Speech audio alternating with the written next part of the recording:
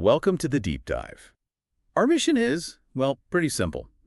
You give us a stack of information, could be articles, maybe some research, your notes, and we dive in together. And unpack it all. Exactly. To pull out those core insights, the surprising facts, maybe those aha moments, basically helping you get well-informed fast. It's really about cutting through all the noise, finding what truly matters in the material you've shared, your kind of shortcut to understanding. That's it. And today we are doing a deep dive using a set of sources you sent over. They're all focused on a, very specific fundamental issue in Pocheon City, South Korea. Yeah, the state of really basic road safety infrastructure. We're talking simple things here, like bollards, those posts, and drainage channels along the roads. Yeah, we've got multiple articles, and they paint a pretty consistent picture, unfortunately. Damaged facilities just being left unrepaired. And the sources give reasons for those delays. So our goal today is to really try and understand what's actually happening on the ground for the people living there, why these sort of basic repairs seem to be getting stuck. And maybe what this specific situation tells us more broadly, about the challenges facing any city when it comes to maintaining the absolute fundamentals of citizen safety. Okay, let's unpack this material you've given us. Where do we start? Well, when you look at these sources, they immediately show you the problem right there on the street level. They describe specific examples of damaged road safety facilities in Pocheon. Okay, like what? A key one mentioned is near a convenience store. It's in the Yongjeong Industrial Complex in Gunimayeon. Right. The reports detail finding, get this, 3 out of 5 bollards there just fallen over. The posts meant to keep cars off the sidewalks. Still lying there. Fallen over. And it wasn't just that they were down. The sources mentioned the nuts holding them were loose. Some were tilted, like, really dangerously. Oh, wow. And apparently they'd been like that for days. That's incredible when you think about it. A thing designed specifically for safety actually becomes a hazard itself when it's just left like that. Absolutely. And you really feel the impact of that neglect when you read about how the citizens reacted. Yeah. One resident, Mr. Kim, he's 63, is quoted. He expresses significant worry, says he feels anxious walking there. I bet. Because a car could easily just, veer onto the sidewalk with those bollards down. He specifically mentions being concerned when he's with children. That makes total sense. You completely lose that basic feeling of separation, of security. And the articles are clear. This isn't just a one-off incident. They talk about similar safety gaps in everyday life cropping up elsewhere in the city. So it's a pattern. Seems like it. Another common problem mentioned is damaged drainage channels, those shallow ditches. Along the edge of the road for rainwater. Exactly. They're described as being cracked or broken and just neglected in many different places. And that becomes especially worrying, I imagine, with the rainy season coming up. That's a major point in the sources. Damaged drainage, means potential flooding. And just danger for anyone walking near the road when it's pouring. Yeah, slips, falls, maybe worse. Right. And other basic things get mentioned too, like sunken sidewalk blocks just being left unrepaired. Yeah. The overall picture this material paints is that the absolute most basic infrastructure for citizen safety is, one article uses the word creaking. Creaking, that's evocative. So you've got this visible problem, stuff literally falling apart on the street, and it's directly impacting how safe people feel just walking around. Right. And the sources spend a good amount of time on that citizen experience, which feels really important here. How so? Well, it's not just about the physical damage itself, is it? There's that increased anxiety about walking that Mr. Kim talked about, that general unease. Sure. But there's also this concern about, secondary accidents happening because of the damage. What kind of secondary accidents? Yeah. Maybe a car or a motorcycle deciding to just cut across the sidewalk because, hey, the bollards are gone. Or maybe someone trying a dangerous U-turn to get around a fallen bollard that's blocking part of the road. Okay. So these small points of failure, these broken bits of infrastructure, they can actually create new risks, cascade into bigger problems. Exactly. And a really strong theme reading through the resident quotes is just frustration. Frustration with how long it seems to take to get anything fixed. They feel ignored. It sounds like it. There's a Mr. Lee quoted, 37 years old, from Gunimayeon. He says the distinct impression people have is that the city hears the reports, they get the complaints, but they're just really slow to actually do anything about it. That feeling of reporting into a void. Yeah. And they emphasize that, managing even these seemingly small things properly, a bollard, a drain cover, it's fundamental to feeling safe day to day. Shouldn't be that hard, right? That's the sentiment. They urge the city to be much more responsive, to listen more quickly to the feedback from people on the ground who are seeing these problems every single day. It feels like they're saying, look, relying only on citizens calling in complaints, well, that has its limits. It isn't enough. Yeah, exactly. They seem to be calling for something more proactive, a systematic approach to maintenance, not just reactive fixes. Which naturally leads us to the big question these sources really try to tackle. If people are reporting these issues and the problems are clearly visible, why is the repair process so slow? Why do these seemingly simple things get bogged down? And the articles dig into the reasons. It's not just one thing, as you might expect. It's cited by city officials, by observers, as a kind of mix of factors. Okay, what's the main one? The biggest factor mentioned, repeatedly, is budget and manpower limitations. That seems to be the headline reason. Money and people, the Right. usual story. Pretty much. Getting these repairs done often relies on getting funds from, say, national or provincial government sources, or it's limited by what the city itself can afford in its own budget. Right. A city official is actually quoted saying that finding the significant city funds needed, and they mention hundreds of millions of won to tackle these projects quickly, well, that's realistically difficult in the short term. Realistically difficult. Okay. Now, here's where connecting the dots in the sources gets, well, really interesting. They point out that the budgets for just routine maintenance, the day-to-day upkeep, often get squeezed. Squeezed. Why? Is the city short on cash overall?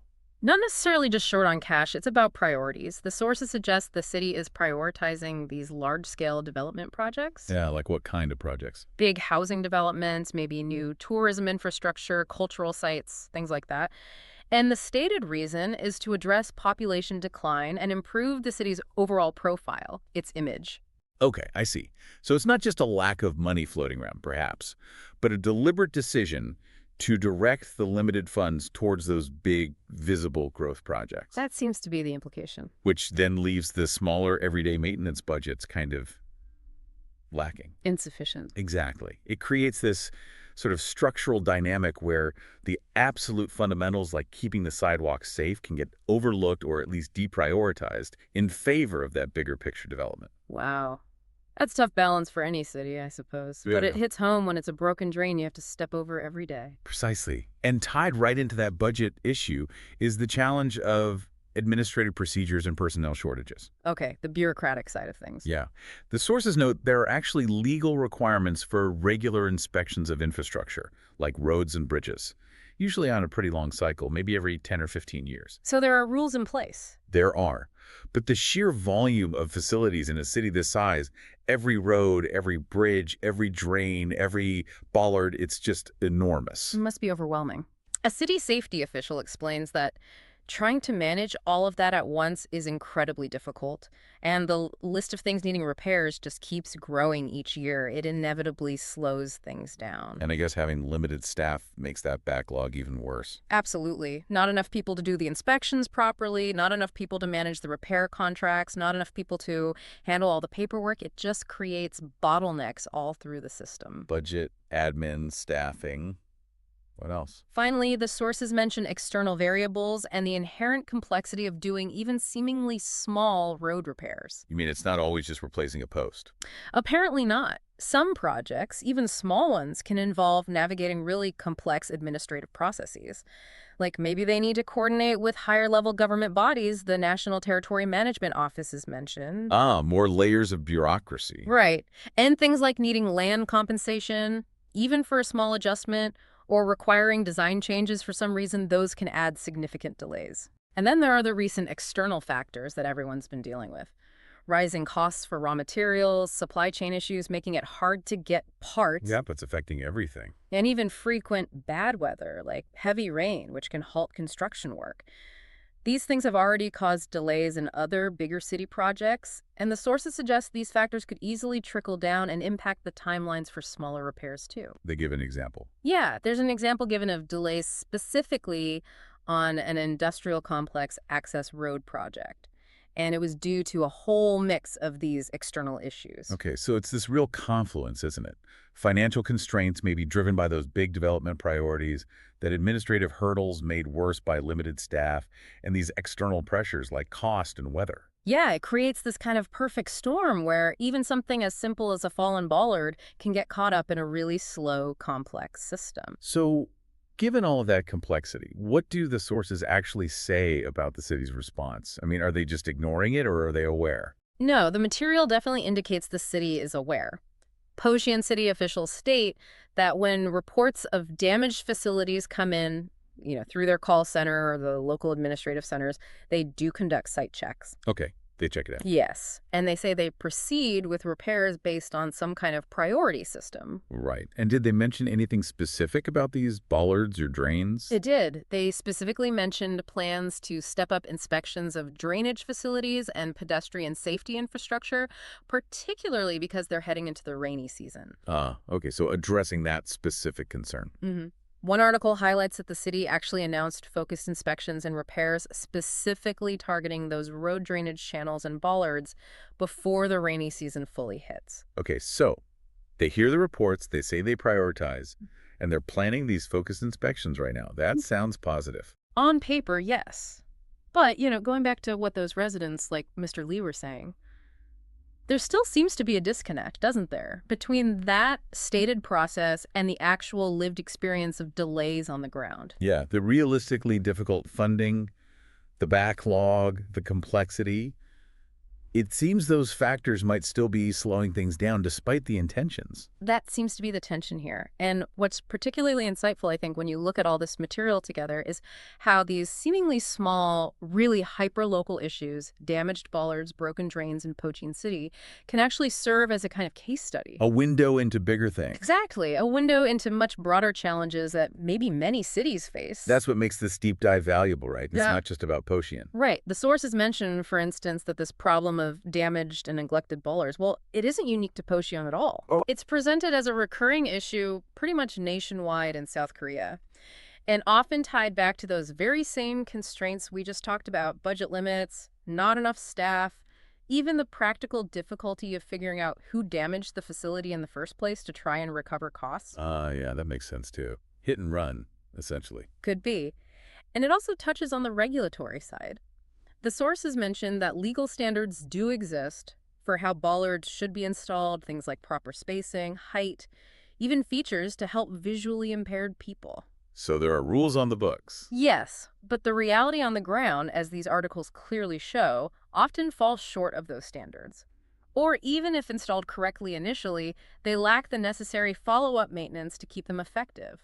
This whole situation really forces you to think, doesn't it, about the fundamental role of, well, city government, urban administration. How so? Well, while city leaders might naturally focus on attracting investment, building those large, impressive projects that, change the skyline and maybe boost the economy. The big shiny things. Yeah. These sources seem to argue that perhaps the first duty of administration is actually the much less glamorous, painstaking, day-to-day management of the most basic safety infrastructure. The stuff that protects citizens in their absolutely mundane, everyday lives. Getting to the shop, walking with your kids. Exactly. It's a powerful point. There's a phrase from one article that really stuck with me. The dignity of a city begins in the most trivial places. That's good. It's about getting those fundamentals right first, isn't it, before you build the monuments? So let's try to wrap this up. We've taken this material you provided, and we've seen how damaged safety infrastructure like these bollards and drainage channels in Pocheon isn't just some minor annoyance. No, it's a source of real, felt anxiety for citizens. It impacts something as basic as their ability to feel safe just walking around their own neighborhood. And we've explored that complex web of underlying reasons for why the fixes are slow, how budget priorities that favor big development projects can squeeze maintenance funds. Right, and how limitations in staffing and just complex administrative procedures can create bottlenecks. And then you layer on external factors like rising material costs or bad weather. It all contributes to delays in getting even seemingly simple repairs done, even when the city knows about the problems because people have reported them. This situation really highlights a tension, doesn't it? A tension that's likely present in, well, many places. Which is? The immediate felt need for safety among residents versus the systemic constraints, the complex procedures, the competing priorities faced by local governments trying to manage vast infrastructure with often limited resources. Yeah. It leaves you with a question, really, Yeah. something to think about after we finish here. In this world of limited resources, Constant pressure for visible progress with those big projects. Yeah. How can city administrations truly ensure that the most fundamental aspects of citizen safety don't just fall through the cracks? And maybe, what role can you, as a citizen, play? Beyond just reporting a problem, is there a role in helping to bridge that gap between identifying issues on the ground and seeing timely, effective solutions actually appear? A tough question with no easy answers, I suspect. Mm. Food for thought.